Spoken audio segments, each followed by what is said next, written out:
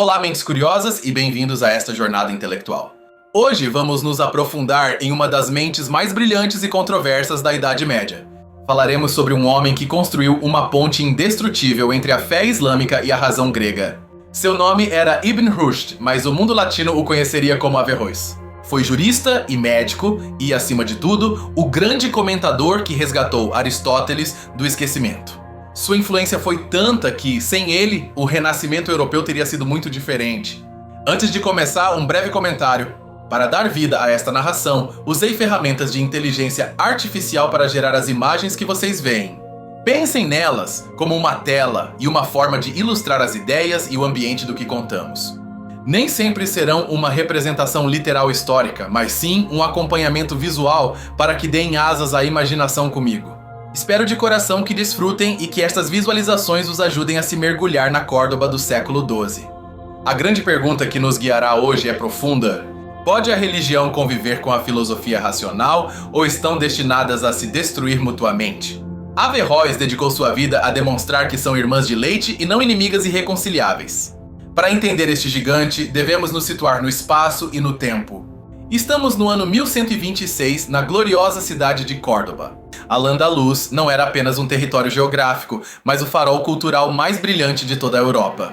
Enquanto grande parte do continente europeu vivia tempos de escuridão e estagnação, em Córdoba as bibliotecas transbordavam de saber. Matemática, gastronomia e poesia floresciam sob o sol andaluzino, criando um caldo de cultura perfeito para o intelecto. Averroes nasceu no seio de uma família de juristas de alto escalão. Seu avô fora uma figura legal proeminente na mesquita de Córdoba. Desde o berço respirou a importância da lei, da justiça e do rigor no estudo dos textos sagrados. Mas a Córdoba de sua juventude estava mudando. O poder havia passado para as mãos dos Almohadas, uma dinastia berbere com uma visão do Islã muito mais rigorosa e conservadora. Este contexto político marcaria o destino trágico e heróico de nosso pensador. Apesar do conservadorismo reinante, os califas almohadas eram homens cultos que, paradoxalmente, amavam a filosofia. Precisavam de intelectuais que pudessem defender a fé com argumentos sólidos. Aí é onde entra em jogo a educação de Averroes. O jovem Ibn Rushd não se limitou à teologia. Estudou medicina com tal profundidade que escreveu uma enciclopédia médica chamada As Generalidades, que seria usada na Europa durante séculos. Para ele, o corpo humano era outro texto que devia ser decifrado. No entanto, sua verdadeira paixão era a filosofia antiga. Os textos de Aristóteles circulavam em traduções árabes, às vezes confusas e fragmentadas. Averroes sentia que a mensagem original do filósofo grego havia se perdido entre tantas interpretações. Aqui surge um momento decisivo em sua vida. Foi apresentado ao califa Abu Yaqub Yusuf por outro grande filósofo chamado Ibn Tufayl. O califa lhe fez uma pergunta perigosa sobre se o mundo era eterno ou se havia sido criado no tempo. Averroes hesitou, temendo ser acusado de heresia. Mas o califa começou a discutir o tema com erudição, citando Platão e Aristóteles. Ao ver que era seguro falar, Averroes demonstrou seu gênio. O califa ficou tão impressionado que lhe encarregou uma missão. A missão era monumental. Devia comentar todas as obras de Aristóteles para torná-las compreensíveis. Queria limpar o texto de séculos de mal-entendidos neoplatônicos. Assim nasceu seu apelido universal, o comentador, o homem que explicava o filósofo. Mas por que Aristóteles era tão importante? Para Averroes, Aristóteles representava o auge da lógica humana. Ele cria que a lógica era a ferramenta perfeita para alcançar a verdade. E se a verdade é uma, não pode contradizer a revelação divina?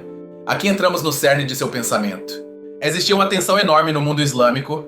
Anos antes, o famoso teólogo Al-Ghazali havia escrito um livro devastador intitulado A Incoerência dos Filósofos, atacando aqueles que usavam a lógica grega. Al-Ghazali argumentava que a filosofia conduzia ao ateísmo e que impunha limites ao poder de Deus. Dizia que, se você acredita em leis naturais imutáveis, então nega a capacidade de Deus de fazer milagres. Foi um ataque frontal à razão. Averroes não podia ficar calado. Respondeu com um livro cujo título é uma genialidade em si mesmo. Ele o chamou de A Incoerência da Incoerência. Nele, ele desmontava ponto por ponto os argumentos de Al-Ghazali, usando a própria lógica do teólogo. Seu argumento central é fascinante. Averroes diz que o Alcorão incita os homens a observar o universo e a refletir. Portanto, fazer filosofia e ciência não é apenas um direito, mas um dever religioso para aqueles que têm a capacidade intelectual. Isso nos leva à sua famosa teoria da relação entre religião e filosofia. Muitas vezes, atribui-se a ele erroneamente a teoria da dupla verdade, ou seja, que algo pode ser verdadeiro em teologia e falso em filosofia. Mas isso é uma simplificação latina. O que Averroes realmente ensinava é que a verdade é uma e única. No entanto, há diferentes caminhos para chegar a ela, dependendo da capacidade de cada pessoa. Nem todos têm o treinamento para entender demonstrações lógicas complexas. Ele classificava as pessoas em 3 grupos. Primeiro, a massa retórica, que se move por emoções e narrativas simples. Segundo, os teólogos dialéticos que buscam argumentos prováveis. E terceiro, os filósofos demonstrativos que buscam a certeza absoluta. Segundo Averroes, o texto sagrado tem um sentido exterior para as pessoas comuns e um sentido interior ou alegórico para os sábios. Se a ciência demonstra que algo é fisicamente impossível, então a passagem religiosa deve ser interpretada como uma metáfora. Isso era revolucionário. Ele estava dizendo que a razão tem a autoridade para interpretar a fé. Se o Alcorão diz que Deus tem mãos, a razão nos diz que Deus não é um corpo físico. Portanto, mãos deve significar poder ou capacidade. Esta postura era extremamente arriscada em um ambiente onde o literalismo ganhava força. Averroes estava andando sobre uma corda bamba política e teológica. Insistia em que revelar essas interpretações complexas às pessoas comuns era perigoso. Ele cria que confundir as pessoas simples com dúvidas filosóficas que não podiam resolver era um ato de impiedade. A filosofia devia permanecer nos círculos da elite intelectual, não por elitismo, mas por proteção da fé social. Passemos agora a uma de suas ideias mais complexas e debatidas, a questão do intelecto. Averroes propôs uma teoria sobre como pensamos que deixaria perplexos os escolásticos cristãos e que lhe renderia acusações terríveis no futuro. Para explicar como o ser humano pode conhecer verdades universais e eternas, Averroes sugeriu que existe um único intelecto material compartilhado por toda a humanidade. É uma ideia difícil, então vamos desvendá-la com cuidado. Imaginem que o conhecimento universal é como a luz do sol. É única e eterna. Nossos cérebros individuais são como janelas. A luz entra em cada janela, mas a luz em si mesma não pertence à janela. A luz continua sendo uma só. Isso se conhece como monopsiquismo ou a unidade do intelecto. Segundo esta teoria, o que é eterno em nós não é nossa personalidade individual, o fulano de tal, mas sim nossa conexão com esse intelecto universal compartilhado. As implicações disso eram explosivas. Se meu intelecto não é meu, mas sim emprestado, o que acontece quando morro? Isso significa que não há imortalidade pessoal? Que não há castigo nem prêmio individual no além para minha alma específica? Averroes tentou defender que sim, havia uma imortalidade, mas seus críticos, tanto muçulmanos quanto cristãos, viram aqui uma heresia maior. Diziam que ele negava a base mesma da responsabilidade moral religiosa. Se não sou eu quem sobrevive, para que ser bom? Outro ponto de atrito foi a eternidade do mundo. Aristóteles cria que o universo sempre havia existido. As religiões abraâmicas dizem que Deus criou o mundo em um momento específico. Averroes buscou uma solução intermediária muito sutil.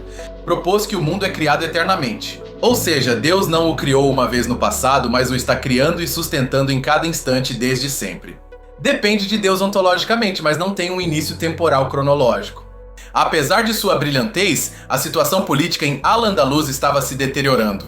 Os almohadas estavam perdendo terreno frente aos reinos cristãos do norte. Em tempos de guerra, o fanatismo religioso costuma aumentar como mecanismo de defesa. Os ulemás conservadores pressionaram o califa. Acusaram Averroes de heresia e de cultivar ciências estrangeiras que debilitavam a fé do povo.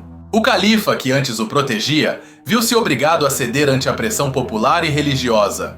No ano 1195, Averroes foi desterrado. Foi exilado em Lucena, uma pequena vila perto de Córdoba, e a queima de seus livros de filosofia foi ordenada. Imaginem a dor de ver o trabalho de uma vida convertida em cinzas. Foi um golpe devastador. O homem que havia sido o juiz supremo de Sevilha e Córdoba agora era um pária. Foi-lhe proibido ensinar e ele foi isolado da vida intelectual. A luz da razão parecia piscar perigosamente em Al-Andalus. No entanto, a história tem reviravoltas irônicas. Pouco antes de sua morte, o califa arrependeu-se e o chamou de volta à corte em Marrakech. Mas Averroes já era um ancião cansado. Morreu pouco depois, no ano 1198. Seu corpo foi trasladado de volta a Córdoba. Conta-se que carregaram seu ataúde em um lado de uma mula e, para equilibrar o peso, colocaram seus livros no outro lado. Uma imagem poética perfeita. O peso de um homem equilibrado pelo peso de seu saber. Averroes morreu pensando que sua missão havia fracassado. No mundo islâmico, sua filosofia foi marginalizada e esquecida durante séculos, eclipsada por correntes mais místicas. mas seu verdadeiro legado floresceria em um lugar inesperado, a Europa. As traduções de suas obras chegaram à Universidade de Paris e Oxford. Os pensadores latinos ficaram fascinados. Descobriram um Aristóteles puro, explicado com uma clareza meridiana. Averroes tornou-se simplesmente o comentador. Surgiu um movimento chamado Averroísmo Latino. Pensadores como Sigurd de Brabante levaram suas ideias ao extremo, defendendo essa autonomia radical da razão. Isso assustou a igreja tanto quanto havia assustado os ulemás. Inclusive Santo Tomás de Aquino, o gigante da teologia católica, teve que escrever um tratado especificamente contra os averroístas. Embora criticasse seus erros teológicos, Tomás respeitava profundamente a agudeza intelectual de Averroes. Dante Alighieri, em sua Divina Comédia, colocou Averroes no limbo, junto aos grandes sábios pagãos como Platão e Aristóteles. Era um reconhecimento imenso. Um muçulmano no panteão dos sábios respeitados pela cristandade medieval. O pintor Rafael, em sua famosa Escola de Atenas, também o incluiu. Se olharem a pintura, verão Averroes com seu turbante, espiando por trás de Pitágoras observando. É o símbolo da transmissão do saber antigo ao mundo moderno. A importância de Averroes reside em sua valentia. Ele se atreveu a dizer que a fé não deve temer a razão, que o estudo científico do mundo é uma forma de adoração, que Deus não quer que sejamos ignorantes, mas que usemos o cérebro que nos deu. Hoje em dia, sua mensagem continua sendo vital. Em um mundo onde, às vezes, renascem os fundamentalismos e a negação da ciência, a voz de Averroes nos lembra, desde o século XII, que a verdade não tem medo do escrutínio. Averroes nos ensinou que somos cidadãos de dois mundos, o mundo da tradição e da fé e o mundo da evidência e da lógica. E que a tarefa do ser humano não é escolher um ou outro, mas sim encontrar a harmonia entre ambos. Sua vida foi um testemunho de integridade intelectual. Preferiu o exílio a renunciar ao que sua razão lhe ditava como verdadeiro. Essa honestidade brutal é a marca dos grandes pensadores da história. Pensem nisso um momento. Quantas vezes em nossa vida cotidiana evitamos fazer perguntas difíceis por medo de que a resposta abale nossas crenças? Averroes nos convida a ser valentes. A questionar para entender, não para destruir. O legado de Córdoba não é apenas seus arcos e mesquitas. É este espírito de indagação.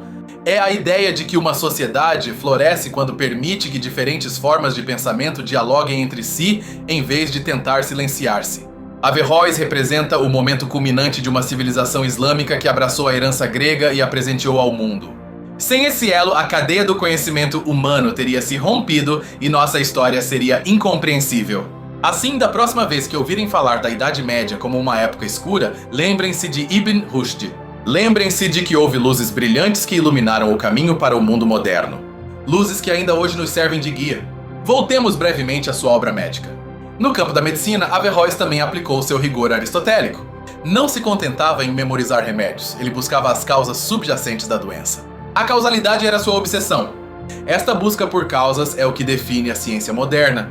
Não basta saber o que acontece, é preciso saber por que acontece. Averroes semeou esta semente metodológica que germinaria séculos depois na Revolução Científica. É fascinante notar como suas ideias sobre a mulher também eram avançadas para sua época. Ele criticou a sociedade de seu tempo por relegar as mulheres à criação e não lhes permitir contribuir para a economia e o governo, comparando-as a plantas. Argumentou, tomando o exemplo de A República de Platão, que as mulheres deviam ter acesso à educação e a papéis cívicos. Dizia que a sociedade se empobrecia ao desperdiçar o talento da metade da população. Este aspecto social de seu pensamento é menos conhecido, mas mostra a amplitude de sua mente. Não era um acadêmico encerrado em uma torre de marfim. Preocupava-lhe o bem-estar e a eficiência de sua comunidade política. Retomemos o conflito com Al-Ghazali, porque é vital. Al-Ghazali usava o exemplo do fogo e do algodão.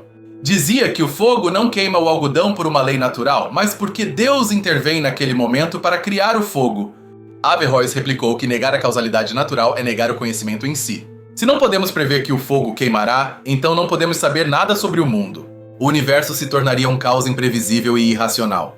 Para Averroes, Deus é tão perfeito que cria um universo com leis estáveis. Sua grandeza não está em quebrar essas leis constantemente com milagres caprichosos, mas na sabedoria imutável do design original. Esta visão de um Deus racional e um universo ordenado foi o que encantou os latinos. Permitia estudar a natureza sem se sentir culpado de ignorar a Deus. Ao estudar a obra, honrava-se o Criador. No entanto, esta distinção tão clara também trouxe problemas. Levou eventualmente à separação moderna entre igreja e Estado e entre ciência e fé. Uma separação que Averroes buscava harmonizar, mas que a história terminou divorciando. É irônico que, no mundo islâmico, Averroes marcasse o fim de uma era dourada filosófica, enquanto na Europa marcasse o início de uma nova. Foi um crepúsculo no sul e um amanhecer no norte. A figura de Averroes nos obriga a replantear nossos preconceitos sobre Oriente e Ocidente. Não são blocos estanques, são vasos comunicantes. A cultura ocidental tem raízes árabes profundas que muitas vezes esquecemos de reconhecer. Quando lemos Tomás de Aquino ou, inclusive, filósofos modernos, estamos lendo indiretamente os comentários de Averroes. Suas distinções, suas definições e seu método continuam vivos na estrutura de nosso pensamento. Um de seus biógrafos disse que Averroes estava tão absorto em seus estudos que só parou de ler 2 noites em sua vida, a noite de seu casamento e a noite em que seu pai morreu. Tal era sua devoção pelo saber. Essa disciplina férrea é um modelo para nós. Em uma era de distrações constantes, a capacidade de Averroes de se concentrar em problemas profundos durante décadas é quase um superpoder que deveríamos tentar emular. Falemos de seu estilo. Averroes não escrevia com floreios poéticos, seu estilo era seco, preciso e técnico, buscava a clareza cirúrgica. Queria que seus argumentos fossem tão sólidos quanto demonstrações geométricas. Isso às vezes o tornava difícil de ler, mas garantia que não houvesse ambiguidades. Ele odiava a sofística e o jogo de palavras. Para ele, a filosofia era um assunto sério de vida ou morte para a alma. Sua crítica aos teólogos era que eles usavam retórica para manipular as massas, em vez de usar lógica para buscar a verdade. Via nisso um perigo político enorme, como efetivamente demonstrou seu próprio exílio. O populismo religioso que Averroes sofreu não é diferente dos populismos modernos. A rejeição aos especialistas, o desprezo pela complexidade e a preferência por respostas simples e emocionais são fenômenos cíclicos. Mas a resistência da razão também é cíclica. Sempre haverá figuras que, como Averroes, se levantarão para dizer: esperem, pensemos nisso com calma. Analisemos as provas. Não nos deixemos levar pela paixão cega. A história de Averroes é também a história da fragilidade da cultura. Uma biblioteca pode queimar. Um intelectual pode ser silenciado. O progresso não é uma linha reta garantida, é preciso defendê-lo cada dia. Felizmente, as ideias são mais difíceis de queimar do que o papel. Embora queimassem seus livros na praça pública, cópias clandestinas já haviam viajado para outros lugares. A verdade tem o costume de escapar das fogueiras. Imaginemos por um momento o que Averroes teria pensado se visse o mundo hoje. Certamente se maravilhava com nossa ciência, mas talvez criticasse nossa falta de integração ética e metafísica. Temos muito conhecimento, mas pouca sabedoria. Seu sonho de uma cidade ideal, uma sociedade governada pela razão e pela virtude, continua sendo uma utopia pendente. Não uma teocracia, nem uma tecnocracia, mas sim uma comunidade humana que busca o bem supremo através do intelecto. Ao final, Averroes nos deixa uma tarefa. A tarefa de não nos conformarmos. De não aceitar a contradição aparente entre o que sentimos e o que pensamos. De trabalhar duro para reconciliar todas as facetas de nossa experiência humana. Foi o grande mediador. Entre Aristóteles e o Islã, entre a lei e a filosofia, entre Oriente e Ocidente. Em um mundo polarizado, precisamos mais do que nunca desse espírito mediador e sintético. Percorremos sua vida desde os palácios de Córdoba até o exílio em Lucena e sua ressurreição nas universidades de Paris. Averroes demonstra que o pensamento genuíno transcende fronteiras, idiomas e religiões. O intelecto pode ser único e compartilhado, como ele dizia, ou não. Mas o que sim compartilhamos é a sede de verdade. E enquanto essa sede existir, Averroes continuará sendo nosso mestre e companheiro de jornada. Obrigado por me acompanhar neste percurso pela mente do filósofo de Córdoba. Tem sido uma honra desvendar estas ideias com vocês. Espero que agora vejam Averroes não apenas como um nome em um livro, mas como uma tocha viva. Se esta análise te fez pensar, inscreva-se no canal e compartilhe no vídeo. Deixe nos comentários o que você pensa sobre a relação entre fé e razão hoje em dia. Nos vemos na próxima aventura do conhecimento.